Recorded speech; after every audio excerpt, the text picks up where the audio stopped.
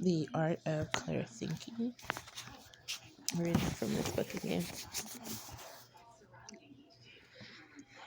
After the pre-brief, the student would meet with their instructor several hours before the flight for a formal briefing. During the brief, the instructor would go over everything they expected to encounter during the mission, along with the tactics they would be utilizing.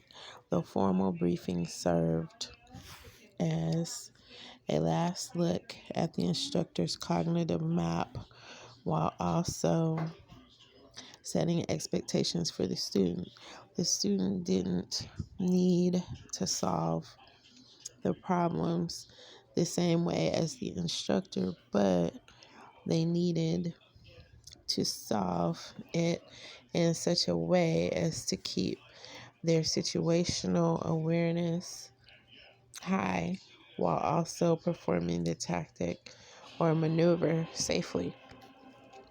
This gave the student the outer bounds for what was considered reasonable and ensured they were using best practices there that had been proven to work.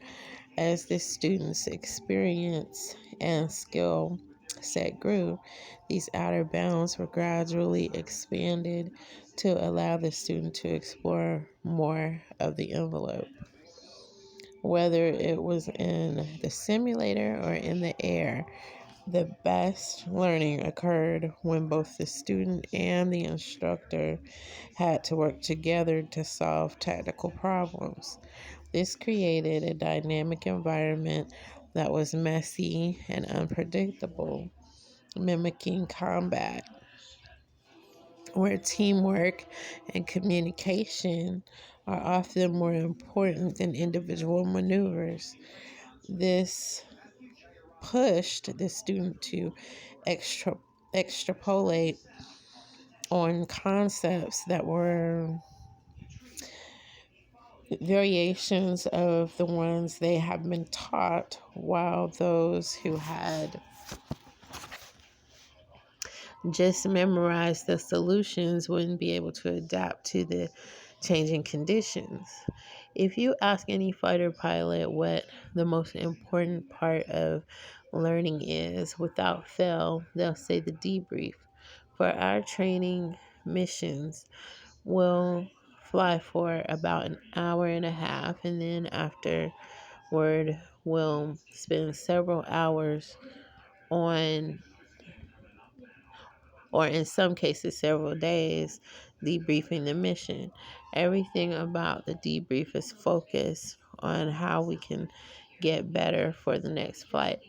If something exponentially good occurred, we'll point it out. Otherwise, all our time is spent on what went wrong and how we can get better. It often shocks new pilots how brutally honest our debriefs can be. After a full day of planning, briefing, and flying a mission, we'll gather in a room and spend hours picking apart everything that went wrong. These are the best pilots in the world, and even if all the objectives were met and the mission was a success, we'll still comb through the flight and find everything that can be improved. Rank comes off in the debrief, meaning even the most senior officer or most experienced pilot is open to just as much criticism as the newest wingman.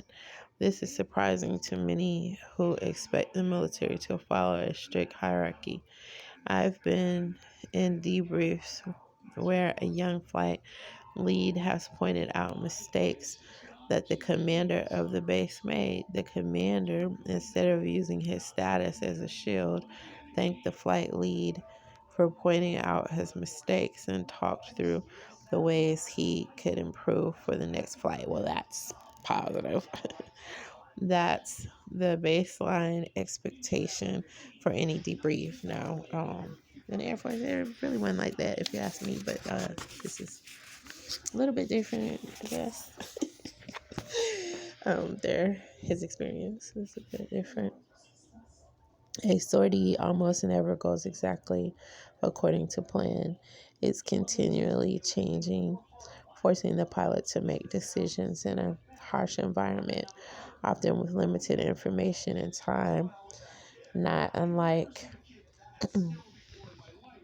in the business world, we're fighting a thinking adversary that's specifically targeting our weaknesses.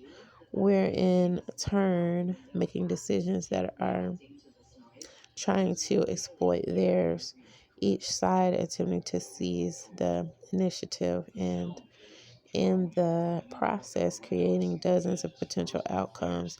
In training, if the bomber we're escorting was shot down, and if an enemy aircraft bombed the point we were defending, it's usually multiple overlapping mistakes that led to the failure.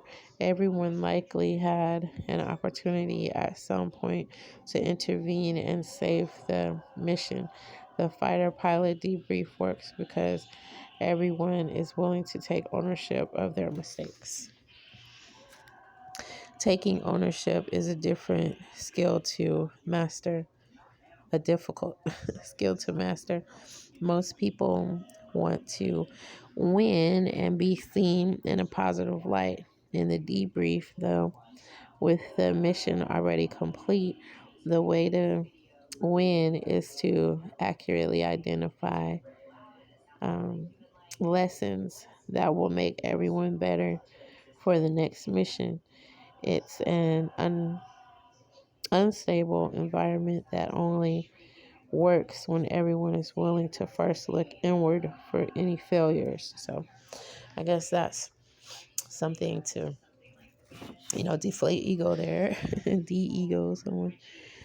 Actually, like, I'm just saying, like, it's good not to be too egotistical, I guess, and then you'll be more able to admit mistakes.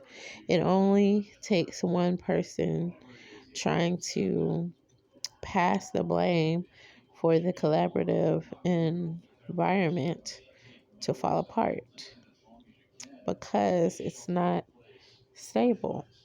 It requires constant maintenance, especially by those who could use their status to get by.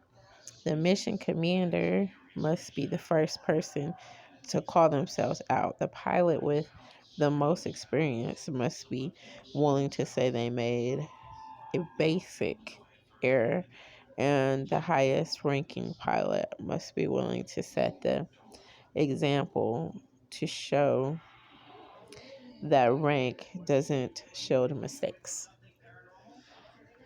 By treating everyone equally in the debrief, the mission can be analyzed in a